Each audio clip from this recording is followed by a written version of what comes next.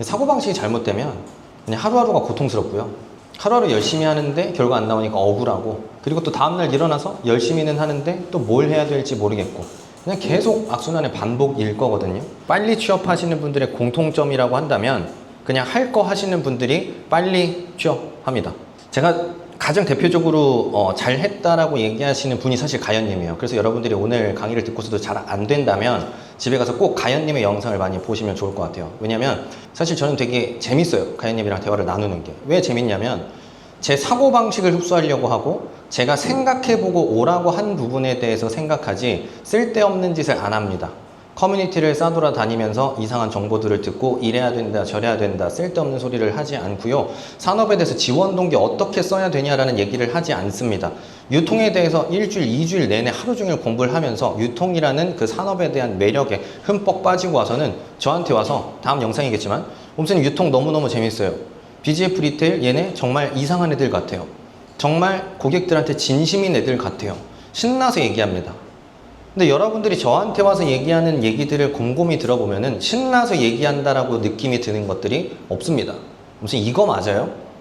이거 맞아요? 얼마나 더 해야 돼요? 산업 공부, 직무 공부 저 잘하고 있는 거 맞나요? 몇 시간 더 해야 되죠? 하루 3시간이면 되나요? 4시간인가요? 인생기술서 몇 장 써야 되나요? 끊임없이 본인이 거기에 대해서 뭘 놓치고 있는지, 내가 여기서 어떤 느낌을 받아야 되는지에 대한 생각을 하지 않은 채 언젠가는 나한테 그런 마음이 들겠지라는 생각으로 산업 분석을 관심 있는 산업에 맞춰서 한 달, 2달, 3달, 4달을 해도 아마 전혀 마음이 동하지 않겠죠. 그냥 취업하고 싶은 마음밖에 없겠죠. 그렇기 때문에 이 마인드셋에 대한 부분에 대해서 제가 곰곰이 생각을 하면 할수록 결국 그게 답인 것 같더라고요. 왜냐면 좋아하는 사람은 그냥 하루 종일 둬도 좋아하는 걸 합니다. 그래서 유통에 대해서 미쳐 있으면 그냥 하루 종일 얘는 뭘 할 거냐면 유통에 대한 책을 따라다닐 거고 팝업 스토어를 그냥 가보고 싶을 거예요. 면접에 가서 내가 갔다 와 봤다라는 얘기를 하고 싶은 게 아니라 그냥 가고 싶을 거예요. 반도체에 대해서 정말 궁금하다면 앞으로 예를 들면 왜 칩넷 구조라는 것들이 왜 유행할 수밖에 없는 것인지, 이게 무슨 소리인지도 모를 사람들이 있긴 있겠죠. 왜냐면 반도체가 아니니까. 근데 반도체 쪽을 쓰는데도 이 얘기가 무슨 얘기인지 모른다라는 거는 직무 6입니다. 그냥 하루 종일 붙을 고민만 하면서 하이닉스가 HBM4를 만든다, 엔비디아한테 통과를 했다, 메모리 시장 1위다 이런 소리를 하는데 우리는 지금 취업이 목표냐 돈을 버는 게 목표냐, 돈을 벌고 실력을 키우는 게 목표라고 한다면 HBM4 이상의 시대를 봐야 되는 것이고, 우리가 HBM4를 성공했다고 만족할 것이 아니라 우리가 SK 하이닉스 입장이라면 삼성전자도 HBM4를 따라오고 있으니 어떻게 둘이 구조가 다르고 어떻게 전략이 다른지를 생각해서 우리가 삼성전자한테 시장을 뺏기지 않을 수 있는 방법이 무엇인지를 고민하고 어떻게 수율을 높일 수 있을 것인지에 대한 고민을 하루 종일 해도 모자른데, 반도체 공정교육 듣고 뭐 기본이죠. 기본이니까 듣기는 해야 되겠지. 근데 그거 듣고 실력이 향상이 됩니까? 뭐 팝업 갔다 오면 갑자기 여러분들이 팝업의 고수가 돼요? 됩니까? 안 되지 않나요? 공간 구성은 어떻게 되는 건지, 어떻게 공간을 구성해야 동선이 효율적으로 되는 건지, 언제 사람들이 거기서 신나게 체류 시간을 길게 가져갈 수 있는 것인지, 그런 부분들에 대해서 하나하나 고민하지 않는다고 한다면 여러분들은 지금처럼, 좀 죄송한 얘기지만 많은 시간을 쏟았지만 계속 내가 뭘 하고 있는지도 모른 채 시간을 허비하게 될 가능성이 저는 매우 높다고 생각합니다. 여러분들이 더 먼 미래를 생각했을 때 교육에서 제일 중요한 건 결국에 그 사람의 사고방식이에요. 아무리 좋은 기술을 알려줘봤자 그 기술의 의미를 모르면 어차피 다 그냥 쓰레기통에 버리는 거고, 근데 그가 만약에 이 사람이 하는 얘기가 무슨 얘기인지를 이해하게 되면 그냥 하루 종일 궁금하기 때문에 그냥 계속 찾아볼 거예요. 그래서 좀 여러분들의 머릿속에 저는 이런 여러분들의 목표가 뭔지 다시 한번 좀 생각을 해보시면 좋겠다. 여러분들이 생각하는 취업의 모습 잘 보여야 된다. 직무 전문성을 연결해야 된다. 약점을 보여서는 안 된다. 이런 건데 그거 자체가 잘못된 거예요. 왜냐하면 그들이 정말 원하는 게 뭔지에 대해서 여러분들이 진지하게 생각해 본 적이 있을까요? 그래서 회사는 결국에는 같이 일할 수 있는 사람을 뽑고 싶은 게 맞아요. 근데 제가 그 오늘 일을 잘한다는 것이 무엇인가라는 책의 문구들도 오늘 제가 좀 따가지고 공유를 좀 드렸지만, 노력하고 열심히 하는 거는 사실은 여러분 그거는 기본입니다. 기본이에요. 그냥 열심히 사는 사람 필요가 없어요. 아니 공부 다 열심히 해서 대학교 간다니까요. 근데 수능 공부 열심히 하는 게 그게 왜 자랑이냐니까 대체. 당연한 거잖아요. 자꾸 열심히 살았다는 걸 면접관님한테 가서 갈구하면 안 돼요. 열심히 안 산 사람들 그러면은 그걸 열심히 살았다고 얘기할 게 아니라 내가 얼만큼 더 남들 열심히 살았던 것보다 더 열심히 살았는지를 보여줘야 핑계에 대한 그 어떤 엑스큐즈가 되는 거고, 그 이상으로는 우린 뭘 해야 된다? 내가 어떻게 사고할 수 있는 사람이고 어떻게 잘할 수 있는 사람인지를 보여줘야 되는 거지, 왜 자꾸 열심히 했다는 얘기를 그렇게 하는 겁니까? 필요가 없습니다. 그리고 두 번째, 내 약점을 오픈하는 게 말이 돼? 안 된다고 생각하겠죠. 하지만 같이 일하고 싶은 사람, 같이 살고 싶은 사람 생각해 보세요. 나 잘못 없는데? 나 열심히 했는데? 세상이 날 몰라주는 건데? 나 너한테 선물 열심히 해줬잖아. 나 너한테 얼마나 최선을 다했는데? 아, 숨 막히지 않습니까, 여러분? 저 열심히 했잖아요. 숨 막히지 않습니까? 반대로 생각해 볼까요? 열심히 했는데 네가 원하는 거 못 해준 것 같아. 내가 돌이켜 보니까 내가 왜 그 생각을 못 했을까? 그냥 열심히 챙겨줄 게 아니라 네가 원하는 걸 챙겨줬어야 되는데, 내가 왜 그렇게 혼자 잘해서 빨리 인정받아야 된다고 생각했을까? 회사는 공동의 목표를 달성하는 곳이지 내 가치를 입증하는 곳이 아닌데 내가 잘못 생각했어. 자, 여러분들은 누구랑 같이 함께 하시겠습니까? 당연히 후자죠. 근데 여러분들은 끊임없이 뭘 한다? 멀쩡한 척하고 대단한 척하고, 그러니까 뭐만 찾아요? 그러니까 이제 지금 여기 제일 모두가 똑같이 제일 어려워하는 것 중에 하나가 인생기술서에서 강점을 못 찾겠다. 아니, 강점 찾는 게 아니라니까요, 여러분. 여러분은 그냥 마주하는 거라니까. 잘 마주하고 본인의 부족한 부분들을 잘 개선해 나갈 수 있는 사람이랑 여러분들은 미래를 함께 하시겠습니까? 아니면 그냥 딱 잘난 사람인데 딱 그만한 수준에서 그냥 평생 그 수준으로 살 사람이랑 여러분들은 같이 하시겠습니까? 그래서 회사에서 원하는 건 그거예요, 여러분. 얼마나 네가 스스로 문제점을 받아들이고 그것들을 체화하고 바꿔나갈 수 있는 사람인가. 그런 사람 뽑잖아요. 그럼 그냥 둬도 돼요. 왜냐면 걔는 알아서 본인이 뭐 할 거니까. 되게 잘하고 있나? 못하고 있는 것 같은데? 오늘 선배님한테 가서, 아니, 팀장님한테 가서 혼나야겠어.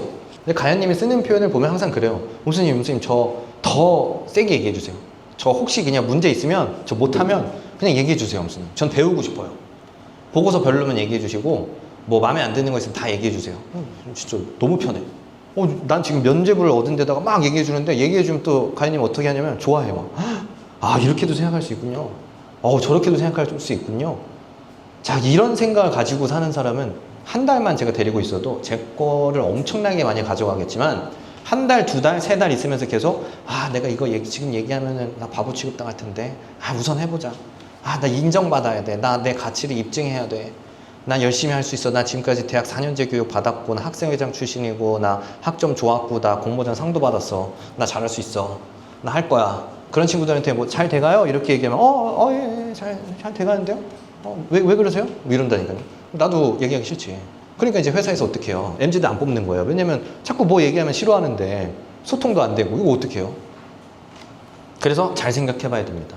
진짜 건전한 사고라는 게 뭔지, 정말 윗사람들이 여러분들한테 정말 대단한 걸 요구할지에 대한 부분 잘 생각해 보셔야 돼요.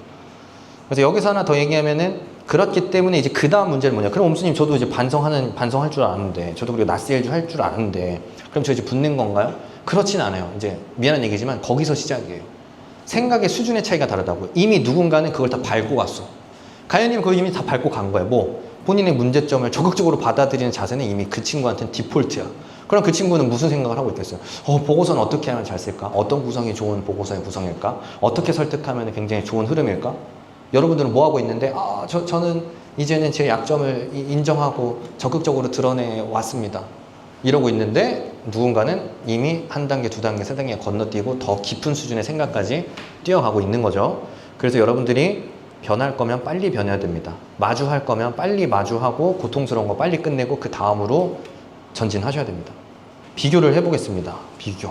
물론 좌측은 피상적인 얘기밖에 없어요. 우측은 디테일이 있죠. 우측은 디테일이. 근데 사실 디테일이 중요한 거는 아니에요. 여러분들한테 오늘 얘기 드리고 싶은 거는 디테일에 집중할 게 아니라 어디에 집중해야 되는 거냐면, 일일이 맺는 거 비효율적인데 이거 일괄적으로 처리할 수 있지 않나? 근데 이게 절차적인 것부터 확인해야 돼. 왜냐면 절차적인 거 확인 안 했다가 나중에 문제 생기면 내가 독박 쓸 수도 있어. 아니면 절차적인 부분 무시했다가 유관부에서 만약에 아니라고 한다면은 이거 큰일 날 수 있어. 그렇기 때문에 이거 한 번 더 생각하고 해야 돼. 여러분들이 어떤 생각을 하는 사람인가, 그게 여러분이에요. 그리고 이거는 제가 봤을 때는 2026년 하반기가 아니라 이미 상반기부터 회사에서 그런 부분을 이미 염두에 두고 있었던 것 같고, 제가 뭐 트렌드라고 해서 상반기에 얘기했던 부분에 그렇게 디테일하게 포함되어 있지는 않지만 앞으로는 점점 더 그게 더 심해지고 굳어질 것 같다. 네, 굳어질 것 같습니다. 그래서 여러분들이 어떤 사고방식을 하는 인간인가를 보고 그 생각의 수준을 갖고 여러분들을 뽑을 거거든요. 그러니까 그 생각의 수준이 얕잖아요? 그럼 안 뽑을 거예요. 그게 이제 이미 제가 라이브에서 한번 설명을 했었지만 임원 면접이 단순한 질문만 던지고 마는 이유예요.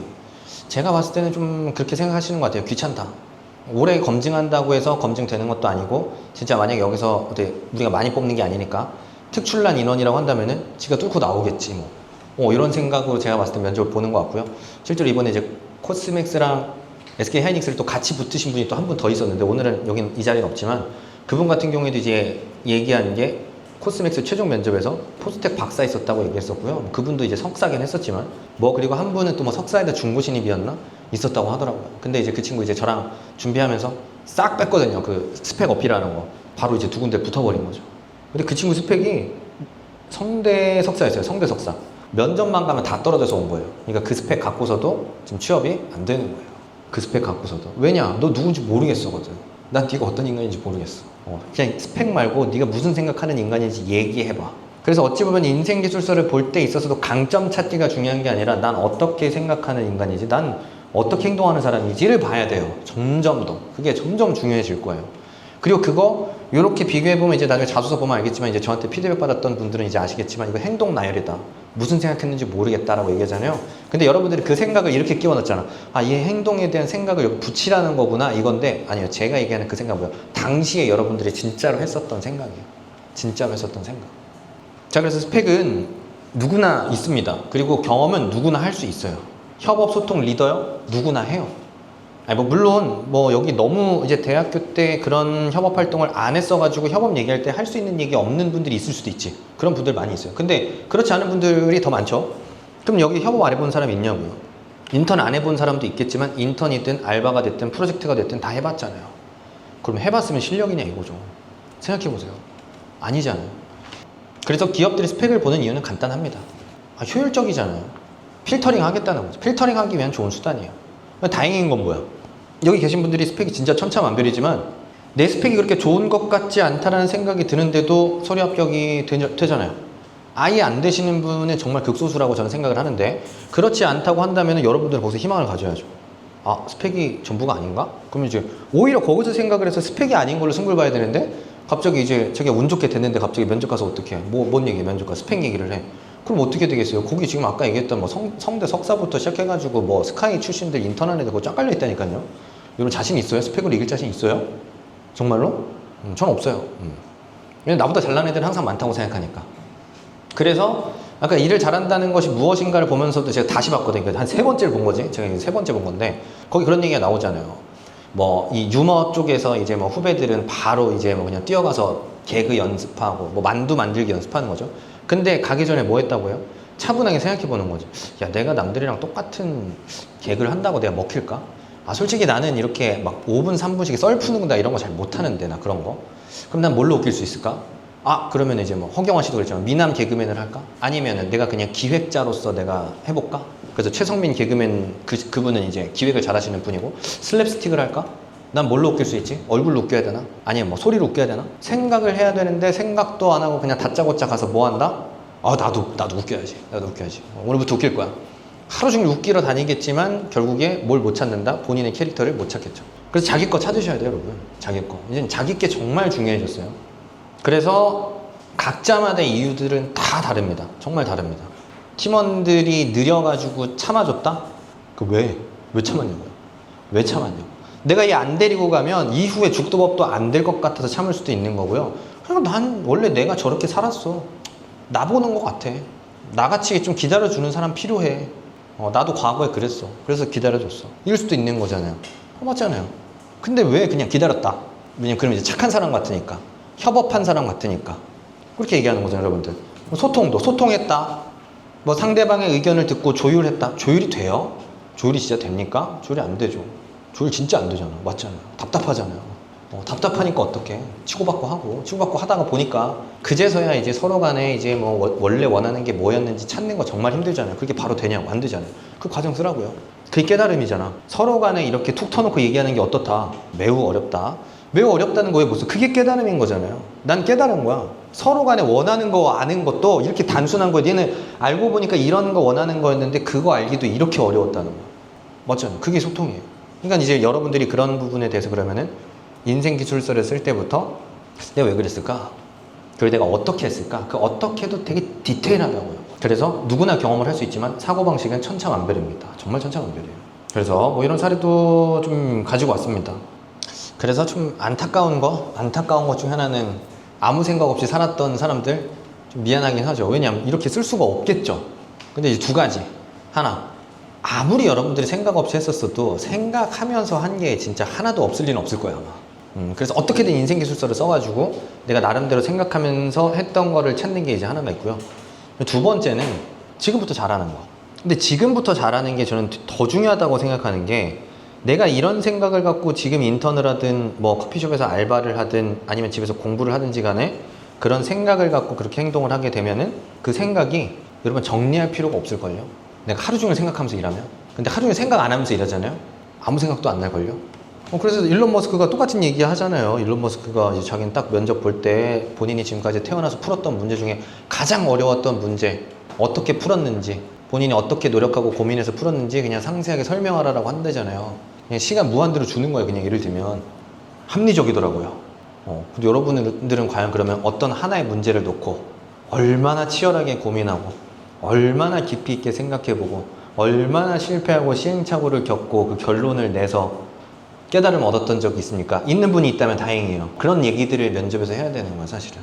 없는 분들이 있다면은 이제는 과거까지는 그게 좀 먹혔어요. 그러니까 좀 약간 포장 잘하고 면접에서 그럴듯해 보이는 이야기들 좀 하고 과거에 먹혔어요. 근데 요새는 그렇게 안 물어보잖아요. 제가 얘기한 그대로잖아요. 면접에서 지원 동기가 뭡니까? 이것도 잘 안 물어봐요. 요새. 어차피 여러분들 다 쓸데없는 소리 하는 걸 아니까 그냥 이 연구는 왜 하신 거예요? 벌써 이제 뭐 집에 갈 준비를 이제 해야 되는 거죠. 거의 그런 식이에요. 그래서 여러분들이 지금부터 어떤 식으로 나한테 주어진 상황들을 내가 받아들일 것이냐에 대한 마음을 어떻게 먹느냐에 따라서는 지금 6월이죠. 9월이 되어 있다면 3개월 동안 뭘 할 수 있겠어요? 지금 6월 끝났으니까 2개월이라고 할게요. 2개월 동안 프로젝트를 하든 알바를 하든 인턴을 하든 뭘 하든지 간에 어떻게 할 수 있다? 생각을 고쳐먹고 할 수 있다. 그럼 그게 나한테 뭐가 된다? 나한테 소재가 된다. 그리고 그게 그냥 내 DNA가 될 수 있어요. 왜냐면 이전에는 안 그랬지만 나 지금 그런 거잖아. 내가 그리고 그런 걸 확실하게 내가 거기서 보였다면 그게 내가 되는 거예요. 그래서 저는 계속 여러분들이 우리가 어쩔 수 없이 이제 취업 준비를 하다 보니까 계속 과거에 머물러가지고 과거를 어떻게 보여주느냐에 대한 이야기들을 너무 많이 하는데 사실은 좀 가능하다면 앞으로 어떻게 해야 될 것이냐, 앞으로 무엇을 할 것이고 어떻게 할 것이냐에 대한 고민들을 좀 많이 해보시면 좋지 않을까라는 생각이 듭니다. 회사 생활도 똑같겠죠. 회사 생활도 사실. 이건 인생기술서인데 쭉 한번 그냥 여유 있게 좀 읽어보십시오. 한 5분 가량 좀 제가 한번 기다려 보겠습니다. 자, 그래서 그러면 이제 뭘 해야 될지에 대한 부분 다시 한번 얘기를 정리를 해보면 산업 기업에 있어서는 진짜 연결고리 여러분 상관없습니다. 그리고 고백 이것도 그냥 다 지우세요. 그냥 잘 알면 돼요. 잘 알면 돼. 그리고 좀 그 일이 꽤 재밌을 수 있겠다라는 생각이 들면 전 성공이라고 생각해요. 그러니까 여러분들은 자소서라는 것 때문에 고백을 해야 된다라는 거에 또 꽂혀 있긴 하겠지만 거기에 꽂혀 있는 게 아니라 이 일의 가치가 정말 무엇인지 그리고 이 일이 왜 재밌을 수 있겠는지에 대한 부분 생각해보면 좋을 것 같아요. 그래서 저는 이제 방산에 대해서도 또 다시 한번 생각해본 게 방산이 왜 재밌을까 생각해보면 근데 저는 방산이 재밌을 것 같은 게 서로의 수싸움이라는 생각이 전 들더라고요. 무기라는 게 되게 왜 안보가 그렇게 중요할까 생각을 해보면 이 무기의 작동 메커니즘이 무엇인지 상대방이 그걸 간파하게 되면은 그럼 그냥 날려버릴 수 있는 거거든요. 사실상 이 로직을 알게 되면 그러니까 어떤 신무기가 나왔다. 그 신무기를 깨기 위한 또 새로운 무기가 나오는 거고 또 새로운 무기가 나왔다. 또 그 무기를 막기 위한 또 무언가가 나오는 거잖아요. 게다가 그 적이 갖고 있는 그 무기의 어떤 체계나 작동 방식이 무엇인지 내가 간파해낸다면 그것들을 정말 싼 가격에 아니면 정말 잘 간파해가지고 괴멸시켜버릴 수 있는 어떤 답을 찾을 수 있는 거잖아요. 결국에 그리고 좀 너무 잔인한 얘기긴 하지만 그렇게 상대방의 무기를 무력화시켰을 때 내가 원하는 목표를 달성할 수 있는 거잖아요. 그런 부분에 있어서도 무기산업의 매력 꽤 있을 수 있겠다. 그리고 저는 그렇다고 한다면 저는 무기산업에 대해서 뭐 이거 가지고 또 지원 동기 쓰겠다고 할 게 아니라 저는 그래서 무기의 역사를 볼 것 같아요. 어떤 무기가 언제 등장했고 그게 얼마나 한 시대를 풍미하였으며 근데 그 한 시대를 풍미했던 무기가 어떤 무기 하나 때문에 모두 다 무력화가 되고 또 다시 그 무기를 또 다시 무력화시키기 위해서 또 새로운 무기가 등장을 하고 서로 치고받고 하면서 어떤 하나의 무기 하나로 인해서 아니면 어떤 뭐 전투 방식으로 인해서 전투가 아닌 그 전쟁에서 승리를 해버리고 원하는 어떤 결과를 달성해내는 그런 과정들을 좀 보면서 굉장히 좀 재밌다라는 생각을 하지 않았을까 라는 생각이 드는 것 같습니다. 그러니까 자꾸 지원 동기를 쓰는 데 집중하지 마시고요. 그 일이 정말 어떤 일인지 어떤 매력이 있는지 깊이 있게 좀 파고드는데 집중을 해보시면 그런 관점이 생기는 거죠. 무기란 먹고 먹히는 싸움이다. 내가 먹힐 것인가? 아니면 상대를 먹고 막을 것인가? 이게 싸움이다. 그래서 난 이 산업이 매우 매력적인 것 같다. 먹힌다면 안보가 무너지는 것이고, 막는다면 안보를 지키고 우리가 원하는 것을 얻을 수 있을 것이다. 막 던지는 거죠. 국가 안보와 군사력, 억지력에 정말 얼마나 영향을 미치는지, 우리나라가 어떤 미사일 방어 체계를 얼마나 촘촘하게 갖고 있기 때문에 함부로 북한에서 미사일을 못 쏘는지 찾아보시라고요. 정말 그게 진짜 맞는 건지. 그래서 그 돔 방어 체계가 진짜 구축이 된다면 적들이 어떤 수준에서 전쟁을 하지 않으면 왜 넘볼 수가 없는지도 찾아보시라고요. 그래서 단계적으로 하나씩 그냥 사례, 예를 들면 기능 역할, 그리고 저라면 이런 것들 생각해 봤을 거라는 거 그냥 이렇게 사례들 중심으로 써본 겁니다. 방사 너무 재밌는 산업인 것 같아요. 그래서 완성차가 참 여러분들이 많이 하는 건데 이런 것도 참 이해하기 어렵죠. 완성차 역사를 좀 공부해보면, 역사 그냥 좀 한번 봤어요. 진짜. 우선 완성차 보면 제가 인상 깊었던 거 두 가지. 첫 번째로는 이 대량 생산이 가능해져서, 포드로 인해서, 포디즘이라고 하잖아요. 포디즘 때문에 차량 하나 만드는데 뭐라고 했지? 1시간인가? 하루인가? 어쨌든 차량 만드는 시간이 거의 10분의 1가량 단축이 됩니다. 포디즘이 이제 등장을 하면서. 그러다 보니까 뭐가 되냐면, 그래서 대중차 시대가 열린 거예요. 이전에는 뭐였냐? 차라는 게 어떤 거였을 것이다. 분명히 굉장히 어떤 접근하기 힘든 재화였을 것이다. 하지만 대량 생산이 가능해지다 보니까 단가가 낮아져서 차량이 보급되기 시작한 거죠. 그래서 그런 생각을 하고 보니까 BMW랑 저기 뭐 벤츠 같은 경우에 사실 대중차는 아니구나. 그러니까 이제 도요타나 현대차 같은 경우에, 포드 같은 회사들이 사실상 어떻게 보면은 모두에게 어떤 이동의 자유를 누릴 수 있게끔 만들어준 회사들은 그런 대중차 회사들일 수 있겠다라는 생각이 좀 들더라고요. 이제 거기서 근데 이제 아예 아까 얘기했던 독삼사나 이런 회사들은 이제 프리미엄 기술력을 바탕으로 해서 아예 비싼 차를 공략하겠다라는 것이, 이동의 자유를 주는 곳은 아니다. 그리고 두 번째로는 옛날에 그 마차, 그러니까 자동차 이전에는 결국 그게 마차였거든요. 그러니까 귀족들이 타고 다니는 게 이제 마차였죠. 근데 이제 거기서 나오는 얘기 중에 하나가, 이 마차나 이 자동차가 그 귀족들한테는 어떤 수단이었냐면, 그 주말이나 쉴 때 그냥 교회로 놀러 다닐 때 이거 타면서 놀러 다녔대요. 그래서 그러니까 이게 옛날부터 결국에는 이 차라는 게 그냥 단순하게 우리가 뭐 어디 뭐 회사 출근하고 뭐 물 길어가지고 뭐 실어 나르는 데만 쓰는 게 아니라 이렇게 놀러 다닐 때에도 이렇게 차를 타고 다닐 수 있었던 거구나. 맞잖아. 왜냐면 나만 갈 수 있잖아. 아니면 어떻게 가야 되는데, 뭐 말 타고 가든지 뭐 걸어 가든지 뭐 뛰어 가든지 가야 될 건데 이게 있었으니까. 그래서 전 두 가지가 잊혀지지가 않더라고요. 그리고 자동차가 발전을 하니까 이동 반경이 확대가 됐다. 왜냐면 자동차 점점 빨라지고 점점 성능이 좋아졌으니까. 생활 수준 향상에 따라서 이제 문화적, 사회적 만족을 높이는 사치제로. 그러니까 이제 자동차도 사치제잖아요. 실제로 디자인 안 보는 사람 있을까? 여자분들 다 디자인 보지 않을까요? 그러니까 그걸 왜 자소서 왜 쓰냐고요. 무슨 이동의 자유예요. 지금 이동의 자유 누릴 때 우리가 이동의 어떤 수준을 높여가지고 이동하면서 더 즐거움을 누릴 때지. 그리고 뭐 케이스 항상 하면 이제 뭐 완성차 쓰시는 분들 보면 제가 질려요. 너무 SDV 자율주행 그 얘기는 왜 이렇게 많이 하는 거예요? SDV 자율주행 얘기를 하지 말라는 게 아니라 찾아본다면 SDV나 자율주행이 왜 중요한지 찾아보라 이거죠. 찾아보셨냐 이거죠. 정말 중요하거든요. SDV랑 자율주행은 책 한 권 그냥 뚝딱 나와요. 그냥 그 비즈니스적인 부분만, 기술적인 부분으로 들어가면 뭐 한도 끝도 없는 영역이고, 비즈니스적인 부분만 봐도 정말 그 앞으로 파생될 수밖에 없는 그런 밸류들이 엄청나게 많은 산업이라서 고민을 하면 할수록 그 일이 다르게 보일 거예요. 정말 다르게 보일 거예요. 그래서 예를 들면 그걸 공부해 본 다음에 만약에 자소서에다가 저 완성차 산업은 무한한 확장의 가능성이 있는 산업이라고 생각했다. 이유는 뭐다라는 걸 명확하게 설명할 수 있다? 저는 인정합니다. 정말 무한한 가능성이 있거든요. 그래서 좀 흠뻑 빠져보는 연습을 하셔라. 그게 제가 여러분들한테 산업 직무 측면에서 권장드리고 싶은 본질 자체입니다. 그래서 그 다음이 이 산업에서 내가 뭘 할 수 있을까? 이겠죠? 당연히. 산업이 공감이 갔으니까. 야, 나 그러면은 여기서 내가 해외 영업하면은 이거 뭐 어떻게 하는 거야? 궁금하니까 찾아봐야 되겠죠. 그러면 해외 영업을 그냥 하면 되는 거야? 하고 싶어? 아니죠. 돈 벌어줘야 되잖아요. 잘해야 되잖아요. 해외 영업을 잘한다는 게 뭐야? 무기를 잘 판다는 게 뭐야? 무기 잘 판다는 게 뭔지 좀 찾아봐야 되겠다. 하면 되는 거고. 무기 잘 만들고 싶은데 무기 잘 만든다는 게 뭘까? 생각해 봐야죠. 근데 그냥 직무 분석하러 가죠. 직무 분석이라는 게 이제 직무 역량 찾으러 가지. 직무 분석을 하는 게 아니라. 좋은 무기란 뭐겠습니까? 저도 잘은 몰라요. 근데 요새 최첨단 무기 기준으로 본다면 이게 전쟁 상황이라고 생각해보세요. 통신부터 인프라가 다 무너져 있는 곳에서 미사일을 쓰고 비행기를 띄워야 되거든요. 통신 같은 것들이 안 될 거 아니에요, 잘. 그러니까 그 근데 통신의 끊김, 막 0.1초, 0.5초의 이 시간 차이로 인해서 타격이 되고 말고 타격을 실수하고 실패하고 결정이 될 거거든요. 초음속 비행기가 날아가면서 미사일을 쏘는데 0.1초의 지연이 있었다고 생각해 보세요. 그럼 끝나는 거예요. 그렇게 생각해 보면은 그렇기 때문에 정말 그 안정성에 대한 개념 자체가 뭐 자동차에서 얘기하는 안정성의 수준을 뛰어넘는 수준이어야 되고 게다가 보안성까지 뛰어나야 되거든요. 왜냐면 저건 해킹 당하면 접속해가지고 미사일 떨어져? 그럼 이제 떨어지겠지. 그러니까 이제 그런 부분들까지 고려한 무기를 만들어야 되는 거잖아요. 야, 그러면 이거 설계하려면은 내가 이 무기의 어떤 부분들을 어떻게 설계해야 될까?